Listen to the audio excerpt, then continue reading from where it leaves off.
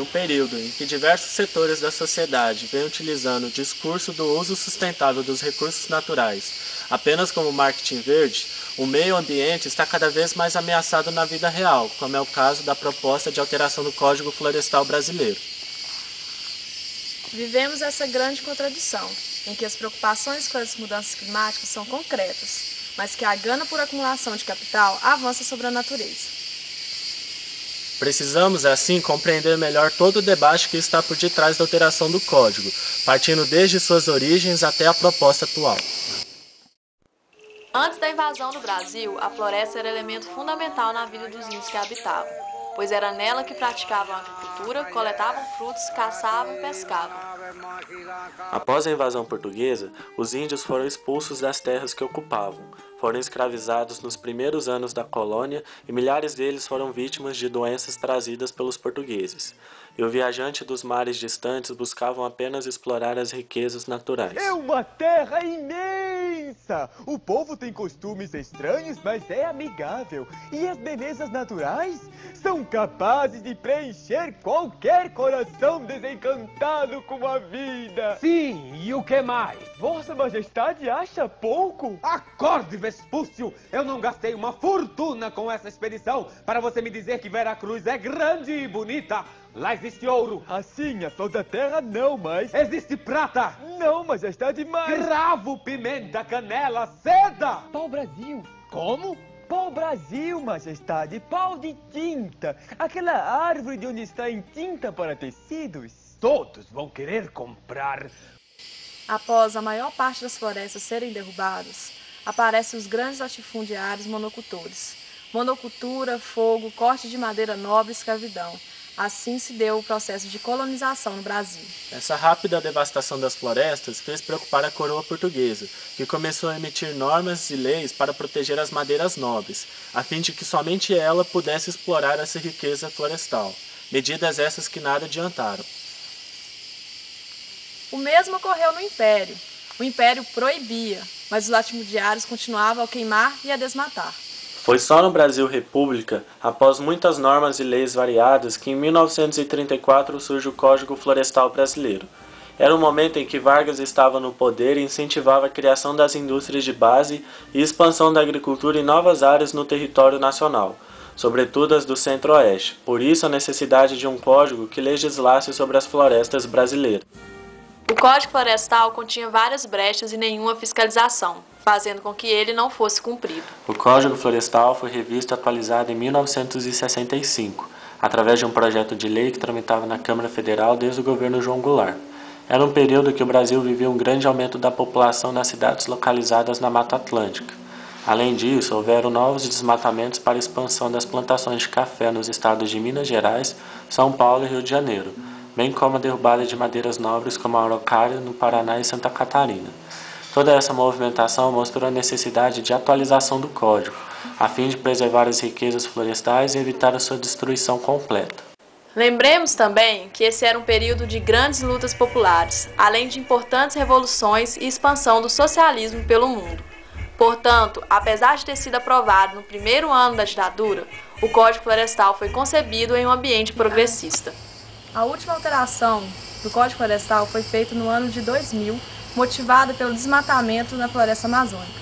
O governo de Fernando Henrique Cardoso alterou alguns dispositivos do Código, como, por exemplo, o aumento da reserva legal da Amazônia. Assim, o Código Florestal passou por melhores e garantiu legalmente a proteção das florestas, reconhecendo nelas mais do que meras produtoras de madeiras, mas também como um sistema ecológico de interesse de toda a população brasileira. Apesar de seus nobres objetivos, o avanço brasileiro na legislação para a proteção do ambiente ficou somente na teoria. Na prática, a lei não trouxe ações concretas de punição às infrações ambientais. Não houve uma revisão de postura frente à mentalidade dominante do país, e o desmatamento permaneceu ocorrendo. Uma série de conselhos, órgãos e institutos que foram criados sistematicamente não funcionaram. Não houve nenhum interesse das autoridades competentes em dar cumprimento aos dispositivos do Código, e desta forma, as florestas que deveriam ser protegidas continuaram sendo derrubadas. O Decreto Federal número 6.514, de 22 de julho de 2008, veio numa tentativa de regulamentar os crimes ambientais, pois ao dispor sobre as infrações e sanções administrativas ao meio ambiente, estabelece o processo administrativo federal para apuração dessas infrações. O decreto estipula, por exemplo, o valor da multa sendo o mínimo de R$ 50 e o máximo de R$ 50 milhões. Entre as principais mudanças está a concessão de um prazo de 1 ano para os produtores se adequarem ao decreto. Isso causou muito desagrado aos infratores, que viram no cumprimento da lei as suas irresponsabilidades contabilizarem a perda de milhões de reais. É lógico que é uma luta entre duas correntes, é bifurcado entre o agronegócio, entre o ruralista e o ambientalista. Nós queremos fazer uma coisa cientificamente, não ideologicamente. O que essas ONGs estão preocupadas é com as suas doações do exterior. Eles estão recebendo dinheiro do exterior porque estão dizendo que aqui está se derrubando, está se fazendo e acontecendo. Os produtores do Brasil não merecem que meia dúzia de ONGs radicais, com rapazes que estão na flor da idade, que não conhecem a história dessa agricultura e que não sabem que hoje estão comendo comida barata porque essa revolução foi feita, que aponte o seu dedo indicador no rosto, na face dos produtores rurais deste país e os acusem de criminosos, de destruidores do meio ambiente. O povo brasileiro não pode ser reduzido a ONGs internacionais nem a meia dúzia de rapazes na flor da idade. Conhecemos a história da agricultura brasileira e no que o modelo hegemônico se baseia. A alteração do Código Florestal afeta toda a sociedade e esse assunto é discutido em vários segmentos, não apenas pelos latifundiários e ONGs internacionais. Nos manifestamos porque estamos interessados no nosso futuro, na nossa agricultura, na nossa sociedade e sabemos quem será realmente beneficiado com essas alterações. Somos brasileiros e brasileiras organizados em movimentos sociais populares e sindicatos do campo e da cidade, estudantes, movimentos ambientalistas e culturais, pastorais, partidos e outras organizações além das ONGs. Os produtores de alimentos, como o senhor disse agora há pouco, os ruralistas, os produtores de alimentos, eles não pretendem mudar o Código Florestal para pior.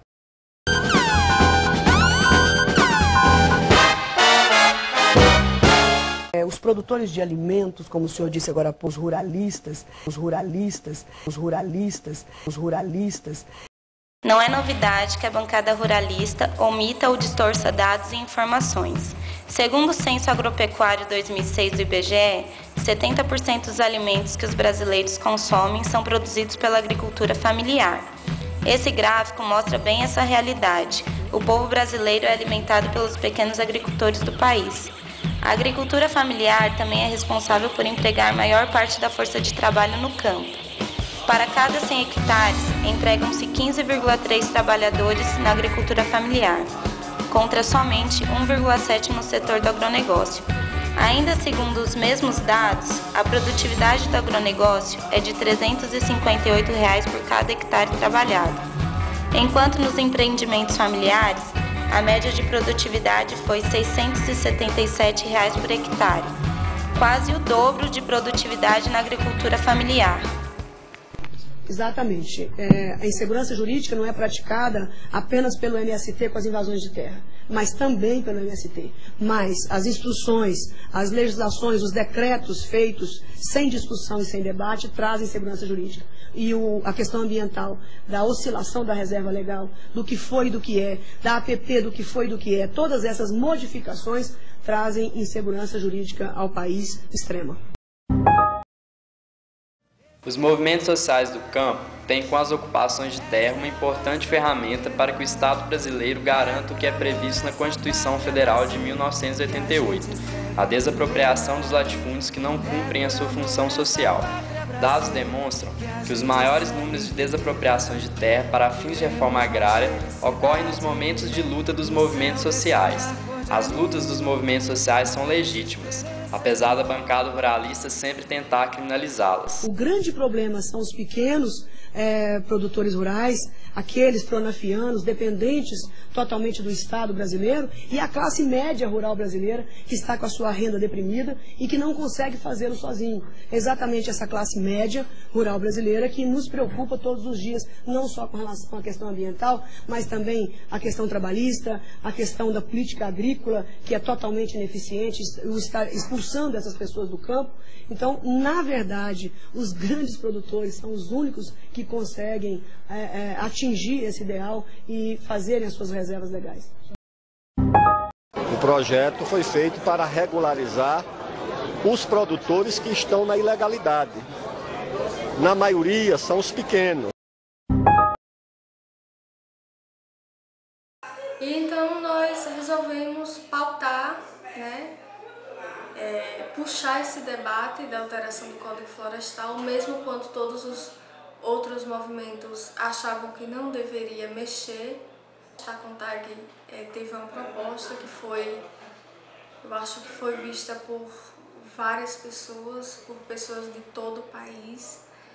E nessa proposta nosso ponto principal era e vai continuar sendo, sem dúvidas, o reconhecimento da agricultura familiar, né?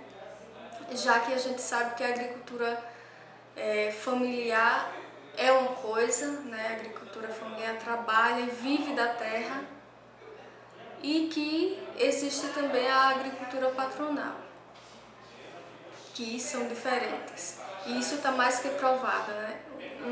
O agronegócio insiste em dizer que a agricultura é uma só, né?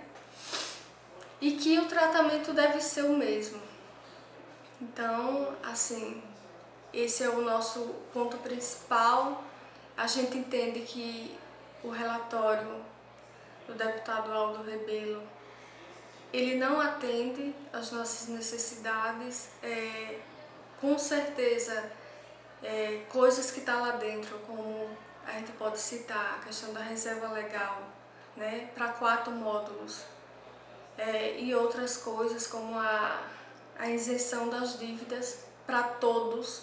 A gente entende que é um retrocesso, sim, para o país. Nós da CONTAG vamos continuar nessa luta de tentar colocar o conceito da agricultura familiar de acordo com a lei, né, a 11.326, já que dentro dessa lei tem os vários parágrafos que identifica, que mostra a diferença da agricultura familiar para a agricultura patronal.